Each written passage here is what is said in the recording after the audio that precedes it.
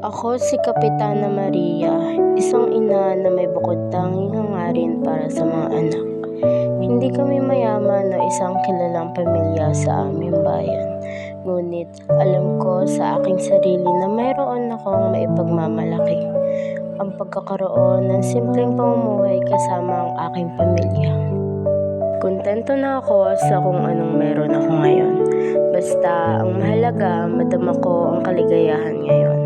At habang nabubuhay pa ako kasama ang aking pamilya, hindi ko kailangang maging mayaman para makisabay sa mga magaganda at magagarang suot ng iba para maging katanggap-tanggap at galangin ng iba. Ngunit maaaring sa kabilang banda, may mga taong marunong mapagkumbaba. At may mga sadyang walang malidad sa buhay.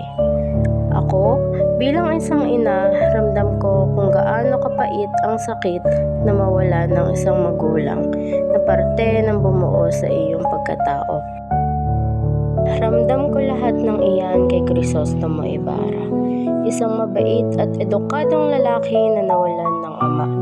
Alam ko may isang nanaig sa kanya ngayon at yun ay ang paghahanap ng hustisya para sa kanyang ama.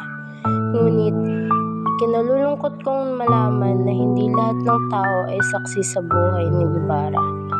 May mga taong nananatiling galit sa kanilang puso para sa kanya.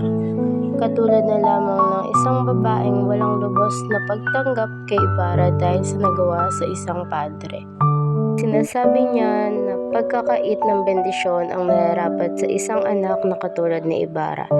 Isang kasalanang malaki ang pagbangga sa isang banal na tao.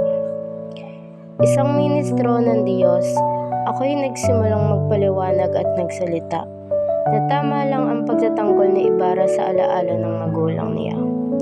Walang ina ang hindi malulugod sa isang anak na may malaking paggalang at pagpapahalaga sa kanyang magulang. Wala kayong karapatan manghusga ng tao lalo na't hindi niya alam ang buong kwento o katotohanan.